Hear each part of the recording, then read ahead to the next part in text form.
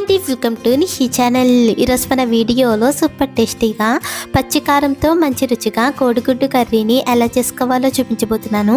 ఎప్పుడూ చేసే ఎగ్ కర్రీలా కాకుండా కొంచెం డిఫరెంట్గా ఇలా పచ్చికారంతో ఎగ్ కర్రీ చేసి చూడండి. చాలా రుచిగా ఉంటుంది, చాలా సింపుల్గా కూడా చేసుకోవచ్చు.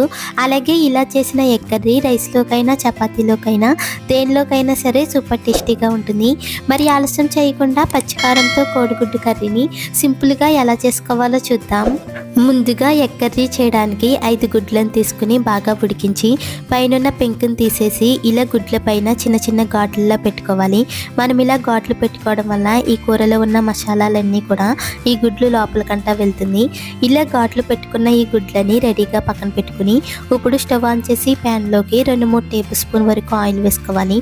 ఆయిల్ కొంచెం వేడెక్కిన తర్వాత ముందుగా ఉడికించుకున్న గుడ్లను వేసుకుని ఇప్పుడు ఇందులోనే 1/2 టేబుల్ స్పూన్ కారం, 1/2 టేబుల్ స్పూన్ ఉప్పు, 1/2 టేబుల్ స్పూన్ పసుపు వేసుకుని మంటను మీడియం ఫ్లేమ్లో పెట్టి గుడ్లని బాగా ఫ్రై చేసుకోవాలి. మనకి ఇక్కడ ఈ గుడ్ల పైన ఉన్న లేయర్ అనేది కొంచెం క్రిస్పీగా వేగి లైట్గా కలర్ మారేంత వరకు బాగా ఫ్రై చేసుకోవాలి. ఇలా గుడ్లు లైట్గా రంగు మారిన తర్వాత ఆయిల్లో సెపరేట్ చేసి మరొక ప్లేట్లోకి తీసుకుని రెడీగా పక్కన పెట్టుకోవాలి. ఇప్పుడు ఇదే ఆయిల్లో 2 మీడియం సైజులో ఉన్న ఉల్లిపాయల్ని సన్నగా తరిగి వేసుకోవాలి. అలాగే కారానికి సరిపడగా 10-15 వరకు పచ్చిమిరపకాయలని కూడా కట్ చేసుకుని వేసుకోవాలి. ఇక్కడ మనం కూరలో కారం వేయం కాబట్టి మన టేస్ట్కి తగ్గట్టుగా పచ్చిమిరపకాయలని కొంచెం ఎక్కువగా వేసుకోవాలి.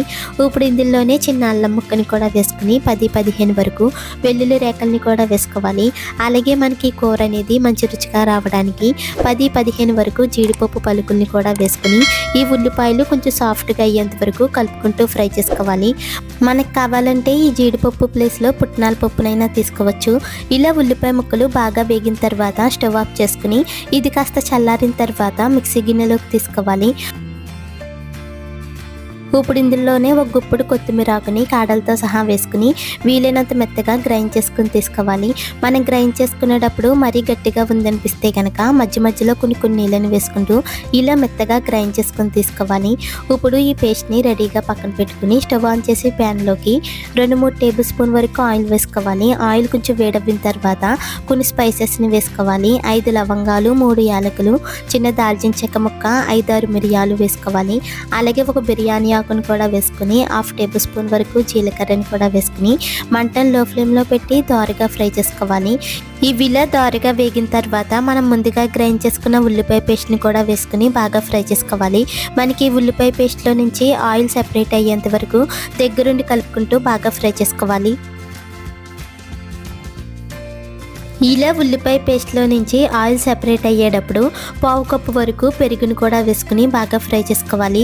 మనం ఈ కూరలో పెరుగు వేయకుండా అయినా చేసుకోవచ్చు. కాకపోతే పెరుగు వేసుకుని చేసుకున్నామంటే మనకి కూర టేస్ట్ అనేది ఇంకా రుచిగా ఉంటుంది. అలాగే ఫ్రై చేసుకునేటప్పుడే 1/2 టేబుల్ స్పూన్ వరకు పసుపుని కూడా వేసుకుని రుచికి సరిపడా ఉప్పుని కూడా వేసుకోవాలి. అలాగే 1/2 టేబుల్ స్పూన్ ధనియాల పొడి, 1/2 టేబుల్ స్పూన్ జీలకర్ర పొడిని కూడా వేసుకుని బాగా ఫ్రై చేసుకోవాలి. ఇలా 2-3 నిమిషాలు వేగేసరికి ఈ ఉల్లిపాయ పేస్ట్లో నుంచి మళ్ళీ ఆయిల్ అనేది సెపరేట్ అవుతుంది. ఇప్పుడు ఇందులోనే గ్రేవీకి సరిపడగా నీళ్ళని కూడా వేసుకుని ఒకసారి మొత్తం కలిసేలా బాగా కలుపుకోవాలి. ఇక్కడ మనకి గ్రేవీ అనేది మరీ పలుచగా ఉండకూడదు, అలాగని మరీ చిక్కగా కాకుండా ఇలా మీడియంగా ఉండేలా చూసుకోవాలి. ఇలా మొత్తం అంతా కూడా బాగా కలిపిన తర్వాత ఒకసారి టేస్ట్ చూసుకుని ఉప్పు కారం సరిపోయింది లేనిది చూసుకోవాలి. మనకి ఏమైనా కారం తక్కువైంది అనిపిస్తే కనుక కొంచెం కారాన్ని అయినా వేసుకోవచ్చు, లేదా 1/2 టేబుల్ స్పూన్ వరకు మిరియాల పొడిని అయినా వేసుకోవచ్చు. ఇలా మొత్తం అంతా కూడా బాగా కలిపిన తర్వాత ఈ గ్రేవీ ఇలా ఉడకడం స్టార్ట్ అయ్యేటప్పుడు మనం ముందుగా ఉడికించుకున్న గుడ్లను వేసుకుని ఒకసారి మొత్తం కలిసేలా బాగా కలుపుకోవాలి. ఇలా కలిపాక మూత పెట్టి మంటను మీడియం ఫ్లేమ్లో పెట్టుకుని అడుగును మాడిపోకుండా మధ్య మధ్యలో మూత తీసి కలుపుకుంటూ దగ్గరికి వచ్చేంత వరకు ఉడికించుకోవాలి.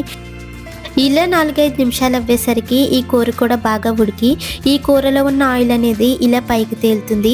అలాగే ఈ గ్రేవీ కూడా కాస్త చిక్కబడుతుంది.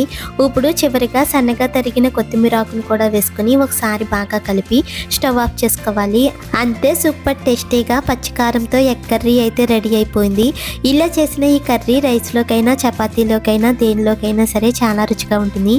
మీరు కూడా ఎప్పుడూ చేసే ఎగ్ కర్రీలా కాకుండా కొంచెం డిఫరెంట్గా ఇలా పచ్చికారంతో ట్రై చేసి చూడండి. ఈ రెసిపీ మీకు కూడా నచ్చినట్లయితే ప్లీజ్ లైక్ చేయండి, షేర్ చేయండి, సబ్స్క్రైబ్ చేసి పక్కనే ఉన్న బెల్ బటన్ని క్లిక్ చేయండి. Thank you for watching.